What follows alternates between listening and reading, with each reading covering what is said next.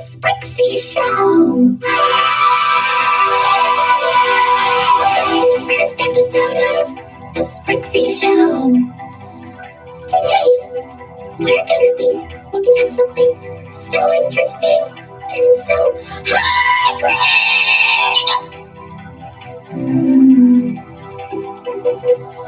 Oopsies. Never mind. So, do you know what we're going to be doing today?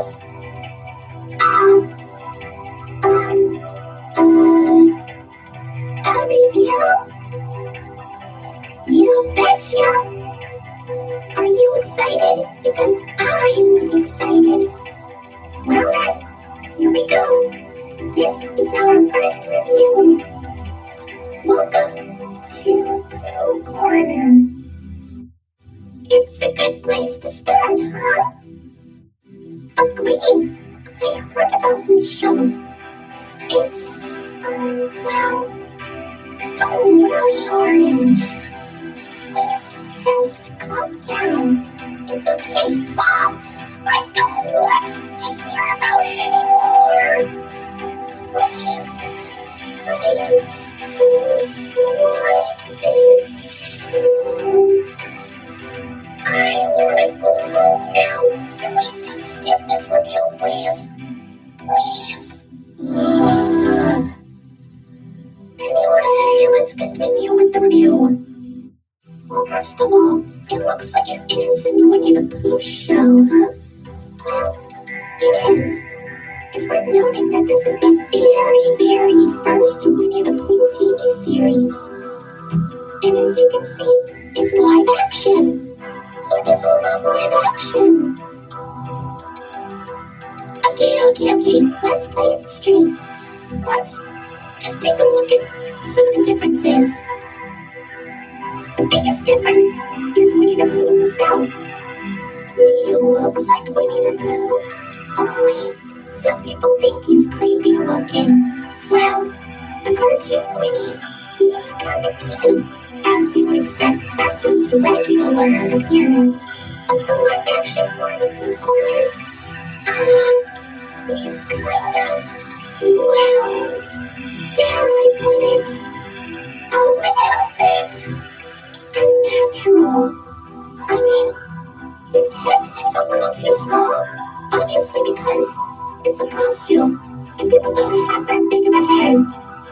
And I don't know, just seeing him walk around in like full body when there's somebody in the costume, it's just, I don't know. And don't even get me started about those eyes. I don't know why they made his eyes look like that, but I guess it's just so he can blink. Who can blink without those? And does anybody know what they all look like? I assume they look like something. It's probably because of how low budget they are that they can't really afford to make them look so good. You know what I'm ignoring? Piglet is, well, he looks kinda cute. I'm pretty sure that the person who made these costumes had to make sure that they fit the people, were able to have their heads and their bodies be perfectly fit. But piglets, I wonder how small the person in the piglet costume was. Probably a little person or something. I don't know. But let's look at the differences between this piglet costume and the cartoon piglet. Well, the head's a little bit roundish. Also, this version of Piglet wears a scarf. Well, Piglet, we all know, does not wear a scarf. I mean, it is a cute looking scarf. I do like scarves, but, well, I don't know. He does look cute in that scarf, I must say. Now let's look at Tigger. I understand Tigger is known to bounce on his tail, but because this is live action, I'm guessing there was no way they were able to make him bounce on his tail. I mean, a big tail isn't as strong enough as, say, well, any tiger's tail, I must say. Also, I think that he's a little too, dare I say, quick. But you know what? I guess that's what makes Tigger funny. He's supposed to be really energetic. He's kinda cool here. He's really a character. The only difference is that instead of a pink nose, he has a black nose. I don't know, maybe they didn't have enough pink fabric to make the nose when they were making the costumes. Oh well. Now as for Eeyore, he is considered to be, well, an old gray donkey. As he is. But the thing is about this version of Eeyore is that he's less depressed and more cheerful.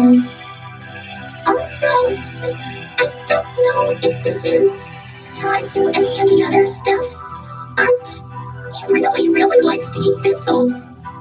I mean, thistles are plants, so I guess maybe they kind of put that into the actual Pooh stuff, but I guess that we never really had that information, and we've only heard it here. Also, how does the Eeyore costume work? So for Kanga, I understand Kanga is kind of the female in the Winnie the Pooh cast, but just seeing the live-action version of Kanga, well, in Welcome to Pooh Corner form, she kind of looks a little bit like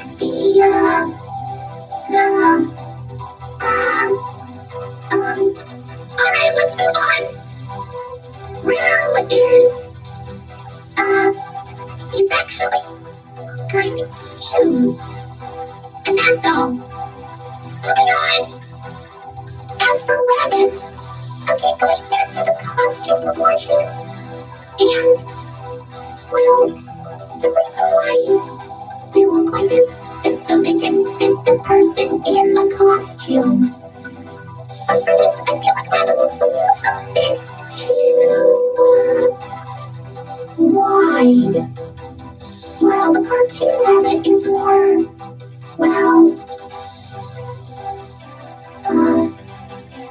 thin, I must say. Also, I noticed that Rabbit is less cranky than his original cartoon counterpart. Maybe the people who make this show just don't like Rabbit being a jerk. Finally, we have Owl. Owl, well, I'm guessing he's more of the, I don't know, he does have the gag of, or the running gag, I must say, much like Eeyore with the thistles. He likes to talk about his relatives. But you know what? Well, I'm guessing that's kind of a thing he could do. I mean, yeah, sure, he can be very mature and wise, but, yeah, just hearing him talk about his relatives is kind of amusing, I guess. But, yeah, I'll stick with that. I can understand. Ginny Green, I never knew that the characters had some interesting looks and personalities. It almost felt like that I missed something from the original stuff, or should I say, the actual stuff that's been around for the longest. I know. And you, on the other hand, always respected them as creepy. But if you keep on looking at them, they might not seem creepy at all. They're actually kind of cute and really funny. Yeah, sure, it might be pretty low budget. They probably didn't have enough money. But I see them as just okay. They're supposed to be pure and sweet and adorable. And they are, just like in here. I'm not sure about that, because look at this. PSAs with Pooh? Exactly. PSAs. We need to talk about them. Why are you wearing glasses? Oh, you know what? I don't know. According to this, it seems that they did these PSAs for educational children, for schools. They talked about school bus safety and stranger danger. Oh, that's nice. I guess it would have been. Wait, what? School bus safety, etiquette, and stranger danger? Are you telling me that they also educate children at school? Yeah. Is that a problem? I can't believe that those kids were actually able to pay attention without, worrying. Don't worry about anything. You see, Pooh's Great School Bus Adventure is a 13-minute long PSA that was released, I believe, in 1984. It taught children all about proper school bus etiquette. Well, what the plot is that the gang boards the school bus to deliver a proposed school lunch to Christopher Robin, which I believe is the only time he was ever addressed to in the show. Anyway, while on the bus, they talk about what to do and what not to do in terms of school bus safety. This includes not running in front of the bus, not going under the bus, and don't eat or drink on the bus. Proper safety, school bus stuff, all that kind of, stuff like that. I mean, it's not really that popular. In fact, I'm pretty sure that you can only find a VHS copy of it somewhere in, I don't know, a really old vintage antique store or something. Some kind of thrift shop.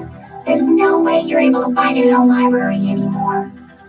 Unless you look hard. Really hard. I mean, come on. I feel like this is probably one of the most jarring things I have ever experienced from Winnie the Pooh, but there's more. However, there was another PSA, which is obviously the stranger danger one. Too Smart for Strangers was released in 1985 and was 45 minutes long. That is a very long one, but it's lasts for 45 minutes. In this one, you have to learn all about stranger danger. It features a few kids talking about what to do when approached by a stranger and what they do when, that happens. And of course, the Winnie the Pooh characters also give some tips on how to stay safe. Don't let a stranger in your house when a parent isn't home. Don't take anything from a stranger if they offer it to you, and run away when approached by a stranger while on the street. The reason why this is so infamous is because, they also talk about molestation, which is, touching private parts. They talk about private parts in this. But despite all of that, it's still a really good show, just like all the other ones. Well, that's our show.